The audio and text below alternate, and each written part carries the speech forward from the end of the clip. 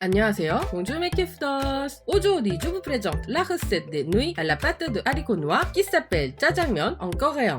C'est un plat qui fit ses racines dans la gastronomie chinoise même s'il n'existe pas en Chine. En fait, c'est plutôt un plat fusion entre Chine et Corée. Le jjajangmyeon est le cousin coréen dit jjajangmyeon chinois. Après environ 150 ans d'évolution, la recette et la prononciation s'est coréanisée. Regardez, ça c'est le jjajangmyeon et ça c'est le jjajangmyeon. Ils se ressemblent, non, même si le goût n'est pas du tout pareil. D'ailleurs, les Coréens, quand on dit qu'on va manger chinois, en fait, on va manger des plats qui n'existent pas en Chine, mais qui s'en sont inspirés et ont évolué du fait de l'histoire. Mais je vais continuer de vous raconter plus de cette petite histoire en cuisinant. Jace K-Food. Allez, on y go! Alors, d'abord, je vais vous présenter l'ingrédient principal, la pâte de haricots noirs, chunjang. Pour ma recette, j'utilise toujours cette marque de chunjang qu'on trouve en France. Il existe depuis 1957 et ma mère l'utilisait déjà quand j'étais petite. Du coup, si vous n'en trouvez pas en épicerie asiatique à côté de chez vous, il y en a même depuis récemment sur Amazon. Alors maintenant on va faire sauter le chunjang. Préparez une poêle, ajoutez shikiasu, huile végétale neutre, faites chauffer à feu doux. Ajoutez les 300 g de chunjang. Faites sauter en remuant continuellement, toujours à feu doux, 8 à 10 minutes. Le plus important, c'est de ne pas chauffer à feu très fort ou trop longtemps. Sinon, ça va devenir dur comme une pierre, alors que ça doit rester en tout comme ça. J'adore ce chunjang qui donne vraiment le goût de restaurant. Si on ne le saute pas avant de le cuisiner, ça donne de l'amertume. Aïe! C'est une étape indispensable avec le chunjang original. Ah, attendez, depuis pas longtemps, on peut aussi trouver une version déjà sautée. Si jamais vous utilisez, vous devrez la mettre directement dans la préparation et donc sauter cette étape de la recette. Vous voyez, au bout de quelques minutes, quand l'huile commence à bouillir comme ça, ploup, ploup, ploup, ploup, c'est bon, c'est fini. Dès qu'on va séparer l'huile et la sauce sur une passoire comme ça, le temps de préparer le reste. Maintenant, on va couper les légumes. Pour le jjajangmyeon, on n'a pas besoin de beaucoup de légumes différents. L'important, c'est le chou et l'oignon. Le jjajangmyeon est un plat sucré salé. Plutôt que de mettre trop de sucre, il vaut mieux utiliser le sucre naturel des légumes. Alors, coupez 600 g de chou blanc plat sucré en carré de 0,5 cm. Coupez les 12 oignons. Pareil, coupez la demi-courgette en petits cubes comme ça. Coupez 6 cm de blanc de poireau en lamelles très fines. Maintenant on coupe deux derniers ingrédients, le porc. Coupez les 700 g de porc comme des lardons. J'ai choisi de la poitrine de porc nature parce que c'est très gourmand, mais les chines fonctionnent aussi. Ce sera un peu moins gras. En revanche, évitez les morceaux trop maigres comme le filet mignon, même s'il est mignon. Voilà, on va sauter alors. Récupérez les parfumés qui s'est égoutté du chunjang. S'il n'y en a pas assez, pour bien faire sauter le poireau dans le wok, ajoutez un peu plus d'huile neutre. Faites fondre le poireau à feu moyen. Quand le parfum du poireau se fait sentir, ajoutez 3 cuillères de sauce soja. Quand ça vaut comme ça, ajoutez 5 cuillères de sucre brun. Faites caraméliser jusqu'à la fin totale du sucre. C'est maintenant qu'on met le porc et une cuillère à café de gingembre en poudre. Faites sauter en remuant à feu vite jusqu'à ce que les lardons soient marqués sur toutes les faces. C'est là qu'on ajoute le chou blanc et oignon. Wow, c'est volumineux. Non, ne vous inquiétez pas, ça fond. Faites sauter en remuant jusqu'à ce que ce soit bien réduit. C'est très important que le chou soit bien ramolli. Ça prend environ 20 minutes à 30 minutes. En fait, dans la deuxième moitié du 19e siècle, beaucoup de Chinois ont commencé à installer dans un quartier qui s'appelle Incheon en Corée, car il s'agit d'un port facilement accessible par la Chine pour le commerce. Du coup, dans ce quartier, beaucoup de restaurants et commerces chinois se sont développés pour les immigrés chinois. Ce quartier existe encore aujourd'hui. Il s'appelle Incheon Chinatown. Beaucoup de touristes coréens et étrangers s'y rendent pour manger la cuisine chinoise coréanisée, notamment le jjajangmyeon et le 탕수육. Je vous ai déjà partagé la recette dans la chaîne YouTube Jace K-Food. Si vous visitez la Corée, Chinatown n'est pas loin de l'aéroport d'Incheon. Regardez, les choux et les oignons ont réduit à peu près de moitié. Là, ajoutez la courgette. Faites sauter jusqu'à ce qu'elle soit cuite.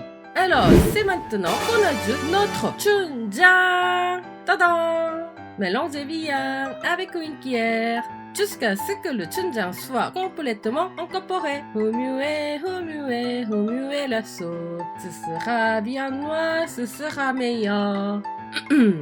Quand c'est bien noir, ajoutez environ 60 centilitres d'eau en plusieurs fois en continuant de mélanger. L'important, c'est qu'au final, la sauce soit au niveau des légumes. La quantité d'eau, vous ajouterez pour ça.